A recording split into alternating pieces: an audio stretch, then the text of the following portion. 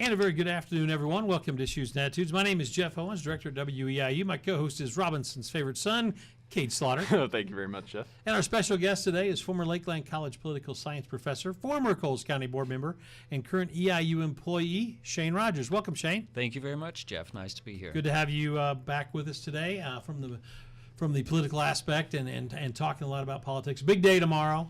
So why don't we talk a little bit, I know we both would like to get a little bit of your background and a little bit of yourself. Sure. Well, I'm originally from Casey, Illinois, sort of a suburb of Mattoon, Charleston.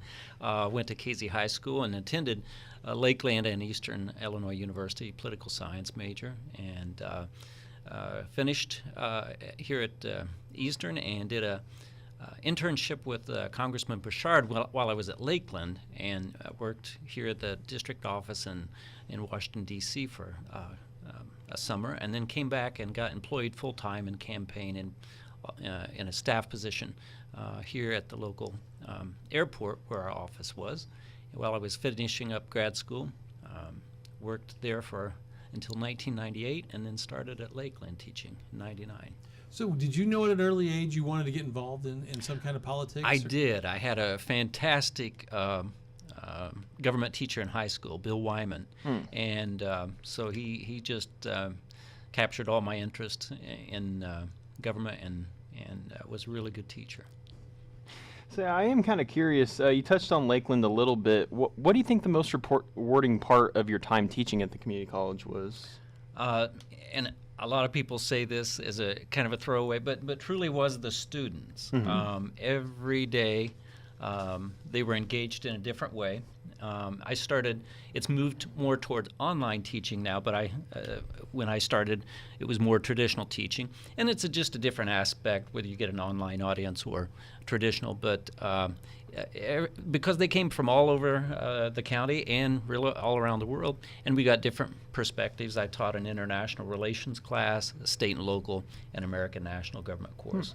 And so it was just hearing their opinions, and they always had good questions that kept me on my toes to challenge me. I appreciated that. Oh no, of course. Good discourse, No, I understand. good conversation. In those Really, courses. yeah. There was never a dull moment. Yeah.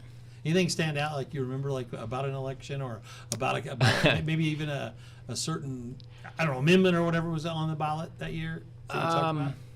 Which year? Any year. I mean, was there something that stands out that the kids really like? Well, actually, took a lot of interest in. One year, it was near my first year, first or second year at Lakeland. We took a trip down to Carbondale when the Paul Simon Institute was just getting underway. And I took about 10 students down there, and we stayed overnight. And we got broken up into groups, and they had special legislators in different groups. And we got paired with Barack Obama, a little known legislator at the time, state senator. And later on, of course, he became senator and president. And my students still write me back today and say, "I can't believe he was in our group." That's cool. So that was fun. Obviously, this election tomorrow is big locally, big nationally. Have you ever seen anything like this? I mean, is there anything to compare it to in terms of just so much coverage and so much talk? No, I really don't think so, at least not in my lifetime. I'm sure it's comparable to, and it has been compared to, a pivotal election in 1860. And I think it is just as pivotal, maybe, as that one with Lincoln, and all the differences between the candidates, the issues we were talking a little bit earlier, just in geographic differences. One is from California, one is from New York. You can't get more widespread than that unless you go to Hawaii or one of the territories or something. Mm-hmm. Yeah. So what do you think are the most important skills for a political science student to develop, for example? Good question. Can you think of any? Number one, I would say observation. It's a key point of communicating, and listening. That's what people want to have happen most, because usually in politics they have something to say. So do you, but there's got to be a middle ground of it's easier to sometimes respond to their concerns, and you don't always have to ask them. They will tell you. So you have to listen and be observant. Oh, of course. Say, do you ever want your students to like develop more of a critical lens, for example, whenever they're analyzing? Sorry, excuse me, analyzing the stuff exactly. Sure, absolutely. And we tried to. I taught the general classes, but tried to prepare them where they would be more research oriented here if they come to graduate school or higher level classes at Eastern. But certainly looking at more than just the surface issues. And I think that excited them the most as well. They wanted to know more, and again, kept me on my toes to challenge them in that way. And when you taught there at Lakeland for those years, was there anything that the kids always asked, no matter what? That one question every semester they brought up to Shane Rogers? Yeah, and it was similar to the question you just asked. What are some of the basic skills that somebody who's observing politics or want to be informed about it, or the most valuable skill of an office holder, how do they get to where they're at, and do they start out at a local level, et cetera. And it's different for everybody. Oh, I even had course. some students who were involved in local level politics. Oh, that's good. Yeah. Obviously, it's important to vote. Everybody says exercise your right to vote, but give us, from a political science, teacher, former teacher, however you want to word it, why is it so important for people to exercise that right tomorrow or even today, if you can, get to it? Sure. The most basic answer I can come up with is the system does not work without it. It just doesn't. You can raise as much money as you want. We've had candidates, Ross Perot, Steve Forbes, raise more money than any candidate, and they did not win because they didn't have the most votes. And so the vote does count more than anything. Now, obviously, money and other things influence and help you get your message out. But if you don't vote, a lot of people say you don't have, the right to complain about it, or you can, but it doesn't carry as much weight, perhaps. Right. But, So yeah, you kind of talked about influence a little bit there. Say, how does like technology and like social media channels kind of play into that influence a little bit? And do you talk to your students about that, or have talked to your students about that? I do, as far as what I know about it, but I learn so much more from them because they're always engaged in it, and I learn from them a lot more than, like I said, if I had looked into it myself. And they're more aware of all the different sites, and then it's just a whole new form that you really have to stay on top of, and it's good in my opinion, but it's also very iffy when it comes to misinformation or really knowing what to pay attention to. That's another area that students are saying, there's so much out there, I'm just overwhelmed. How do I know what to look for? Well, because That's a good anybody can question. become a member of the media with a podcast. Sure. With Oh, a right. Twitter Manipulation's crazy. Absolutely. I mean, yeah. and then you become are you an expert just because you have that? Right. Doesn't mean you're an excellent broadcaster because you have a podcast. Doesn't mean you're a writer because you have a website. Precisely. But everybody in this free country gets to do that, and it does muddy the waters a little bit. But I think usually the cream still rises to the crop. At least we hope so. I don't know if you can answer this question or not from your background, Shane, but the history of voting in America. Can you know some funny stories or the historical value of through the years? Some voting stuff. I love to hear some from a mind of a professor. Like, is there a good voting story out there? They'll all come to me after the show, I'm Well, that's sure. good. But there's such a huge difference between now and just within. I don't particularly know when you were born, but could you vote when you were 18? Yeah, I voted, I think, in 1984's election. Okay. I think was my first one I could vote on. Yeah, it was 84. Okay. Yeah. Because we still have a big population who couldn't vote until they were 21. So you get a lot of controversial stories about that. With the Vietnam War and all, and they could go be drafted, but they couldn't vote for or against the war, the people that sent them there. One of the stories that I think about, one of my professors here at Eastern that I had, Tom Sissom, when we had voting behavior in elections class with him, he talked about how voting had changed from the time when immigrants would come over and they could, in some states, local elections, vote right when they got off the boat, because they were going to be influenced by those people, and of course, the office holder wanted their vote too.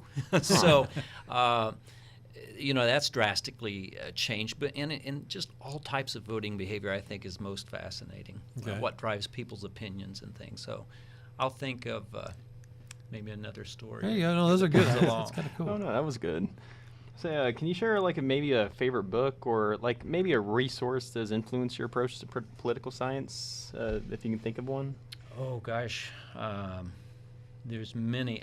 One of my early favorites, and still a favorite, is Profiles in Courage. It's by John F. Kennedy, and it just talks about, I forget how many different office holders now, but the different senators and Congress people that had a crucial decision to make, whether it was on an impeachment and they lost because they voted the unpopular way, or if it was against some other measure that the popular opinion went one way and they went the other, and Right. they turned out to be right usually, but lost everything because of it. And I think that the fundamental aspect of that was having courage, even in the face of knowing that you're going to lose, but trying to do the right thing. And so I think that's a very admirable way to look at politics today, and we need a lot of that back. It's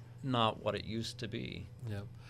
Obviously, the presidential election's on everybody's mind, but there are a few elections locally here in Coles County that are important. The Mattoon City Government Forum is up for vote. You can vote to change it or vote no to keep it. And basically, it's just whether or not Mattoon would have a city manager running the day-to-day business as opposed to like a city mayor who works with the city manager that we have in place, but the city manager is kind of that would be the head of Mattoon, and it would kind of be a little bit of departmental structure. Your thoughts on that, Shane, and in terms of the good, the bad, the ugly of either, or do you have an opinion or what?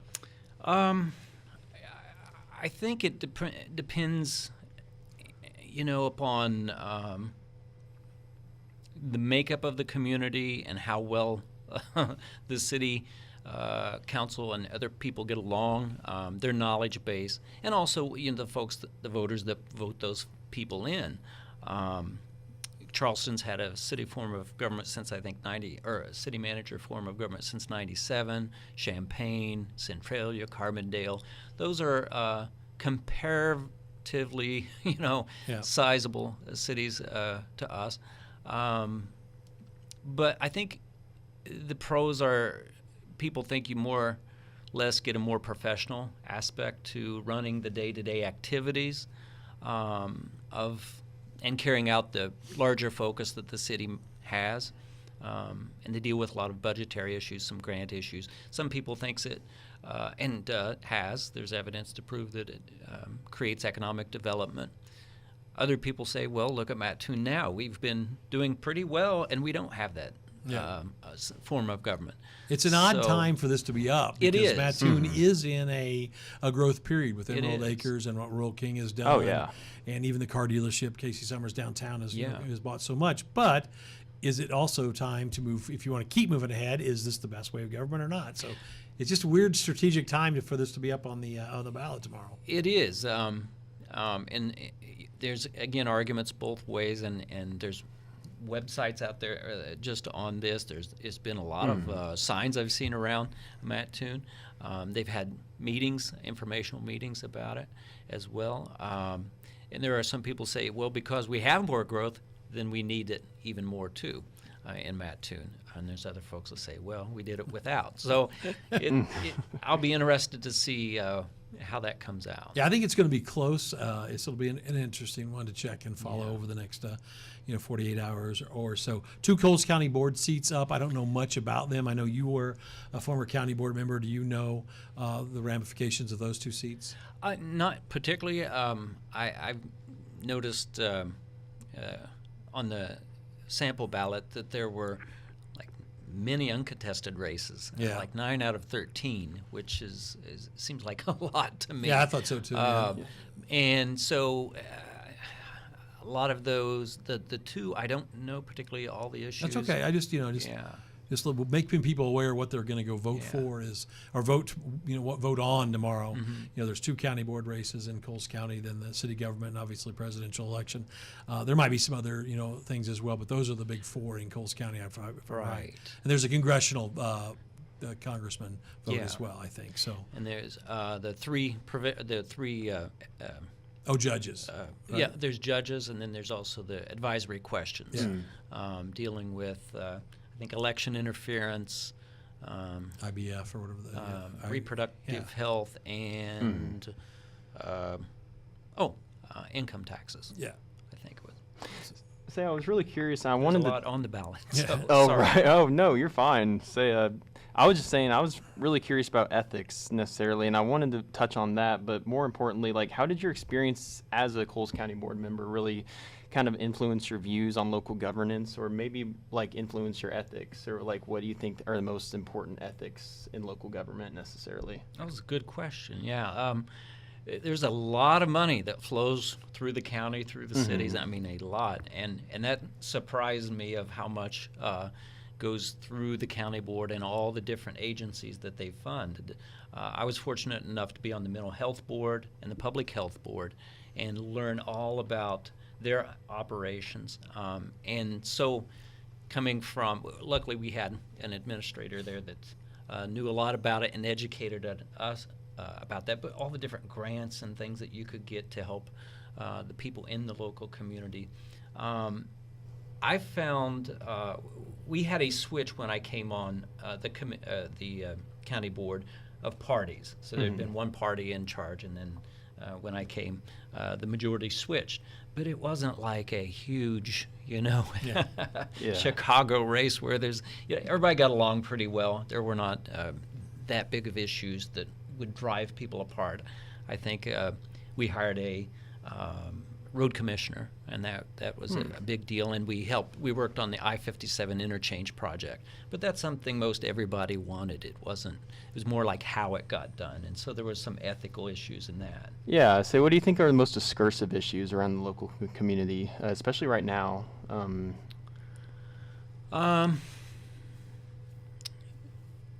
Well, overall, that's a very good question.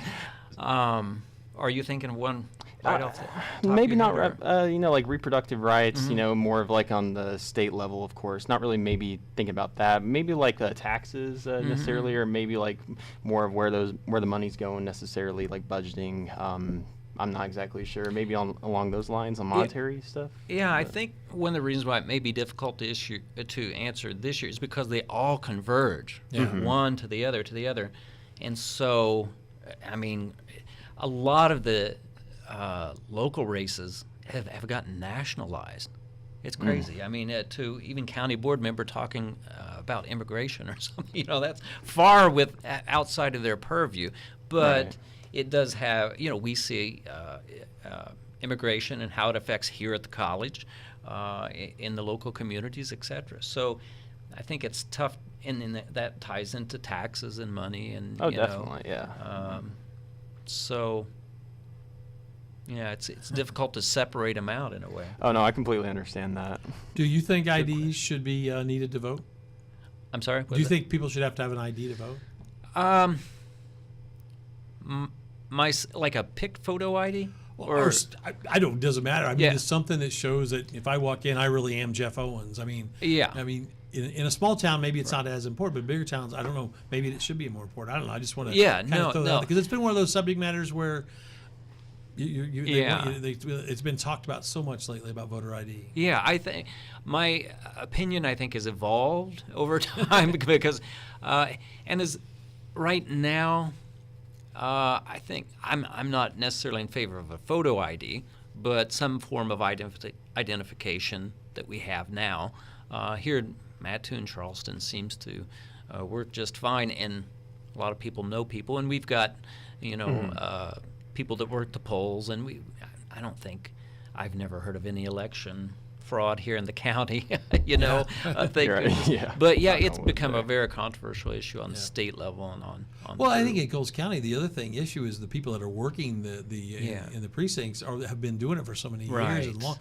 I'm more concerned about replacing them at some point down the road because they're not going to be here forever. I think that's And so we need some new blood in there at some point. Yeah, right? that's indeed the bigger issue. That's where we need good students that are not apathetic and involved. So I'm proud of you for being here and Well, I taking an appreciate interest it. and hope that you're able to stir up some more activity among students so that we can keep that. Well, Would thank you? you, sir. Oh, go ahead. Yeah. Would you ever consider running for an office again down the line? sooner or I later? would. When I turned 19, I became a township trustee in Casey. Yeah. They just You were kind of into this, Yeah, didn't you? they kind of I don't even needed know what that somebody, is.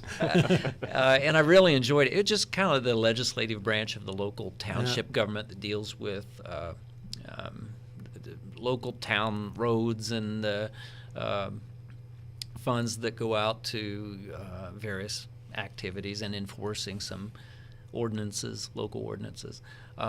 I really enjoyed that. But yeah, and the county board was a fun part as well. I'm more geared toward the legislative part of government, so that I think you can do the most there and not have to. Yeah, I just say that. So what do you think the biggest misconceptions about local government, or maybe even like dealing with the local government on the part of the like legislative side of the, I mean, what do you think are the biggest misconceptions about that to people around here? You're full of good questions. I think probably overall that people don't know what they're doing. You know, if they don't, there's always a learning curve. But I think for the most part, especially on a local level, even school boards, people get involved because they care about it, and so they work to find out what the issues are and try and be responsive. And but you always hear, oh, they don't know what they're doing. You may not like what they're doing, but usually they have some idea of what they're there for. And again, you could run if you want to try to change. Absolutely. It's not Absolutely. illegal. One of the things about this presidential election, I think everybody can believe in, but I'd love to hear your thoughts about it, is it has gotten more people interested in politics. The amount of people that have already voted is astronomical. So what kind of effect do you think that's going to have going forward with this many people that are at least paying attention to politics in America? Yeah, that's you've got two things. At first, it was like, well, everybody's turned off by politics, which I tell my students is simply, it's not me that come up with it, who gets what and how they get it. Yeah. That's it. We all want something. How are we going to get it, and who's going to give it to us? That's politics. So it's nice to say, oh, I'm turned off or I'm apathetic, but we all, that's the method we use to get things, whether it's a road, whether it's a different form of taxation, managerial form of government, or whatever. But the impact will be interesting to watch because there's two sides of that coin. People are turned off, but they are voting and engaged as well. Yeah, the word engaged. Yeah, so I think this election will determine what it is, the level, not so much the level of that engagement, but what is it they want. I mean, I think it'll be pretty determinative because of the differences between the candidates and the issues. They're pretty stark. I mean, it's pretty much 50-50. Yeah. So it's not going to be totally decisive, but Speaking of that, when do you think that we will know on the presidential side? I still think maybe tomorrow night we'll know something. A lot of people have been talking that it might be a day or two before everything gets counted and tabulated and all that. yeah. Well, and given that so many have already voted, more than half, I heard the figure 70-some million of the registered voters have already voted. I'm of the opinion we could know tomorrow night if it's going to be pretty decisive, or we may not know until the end of the week. So I'm it's hard to tell. You're in the middle of the aisle. Today. Yeah, I am. Well, I am. right. I'm really interested to know. And yeah, we'll just see. I think it's gonna be pretty close, personally. But Yeah. A few minutes left with Shane Rogers today. We're talking a little bit of politics and basically reminding people that tomorrow is your day to vote and get out there and exercise your vote in whatever county or town you're in. 'Cause it's part of the American, it's part of your American rights, and do it. It only takes a little bit of time. We're lucky here in the area. Yeah. You're probably not going to have to stand in those long lines like big cities. Good time to live in a cornfield. Oh, yeah. Political commercials. After tonight, hopefully they'll be. We won't have to watch anymore on either side because it's every spot. But your thoughts on political commercials this year? Oh, again, they have cost more, and there's been more money raised. I think this was the first $1 billion campaign on TV and advertising, and I've gotten more texts. I don't even respond or anything because I can't tell what's real and what's fake. Right. So again, the activity is buzzing out there, but it's been overwhelming, and we still don't know the total cost of this. And I think that's ridiculous that it's cost so much, and it's one of the things that drives people out. But there's some very creative, if you just talk about the commercials themselves, there's some very creative people out there who, that's part of the voting behavior that fascinates me, is they study, what is going to get people to the polls and what drives them. And not only just say, oh, you need to go out and vote, this is important, blah, blah, blah, but catch their I give credit to both sides in the presidential Yes. election. How fast Yes. they can turn around, Yeah. and Catch their creative. attention. Because Yeah. somebody says something dumb one day, he or she, the next day it's in a commercial for it's amazing. oh yeah, It is. It's not easy to do that too, because I've been in media my life where you could accept political, and when you accept political, there's a lot of paperwork and stuff that's involved with that. Yeah. And the fact that they can turn that around so fast is absolutely mind-boggling. We just got about a minute and a half left. Any other last questions? Say, do you have a success story that you could share from the Coles County Board that you've experienced or anything? Or? Well, yes, one of the things I'm proudest of, and it just, I happen to be fortunate enough to be there at the right place, the right time. When I was working with Congressman Bouchard, he helped get started the I-57 interchange. And he was on the Highway and Public Works Commission, or committee in the Congress, and worked diligently on that for years and years and got us funding for that. And when I was on the county board, I happened to be on the Road and Bridge Committee when we were able to utilize the rest of those funds and help complete that project. And so that was something I was really happy to work with. I was fortunate enough to be the chairman of the Road and Bridge Committee at that time, so it was very satisfying That's to cool. be able That's to really cool, to huh? work on that. Yeah, and Yeah. I've used it, and I think it's benefited a lot of people. Oh, Not taking yeah. credit, but I thought it was just one of the best projects that we were able to work on. Favorite yeah. political movie? Ooh, And we're down to 30 goodness, seconds. favorite political movie. I watched The Candidate. I'd never seen The Candidate with Robert Redford. I saw it a couple months ago, and I thought that was pretty good. The campaign's pretty solid. Yeah. I Well, did so- watch James Carville's documentary on Oh, CNN. That was pretty good. So we appreciate you coming in today. Oh, thank you very Remind much. people, get out and vote tomorrow. That's Shane Rogers, former Coles County board member and current EIU employee, and a political science guru, we call him.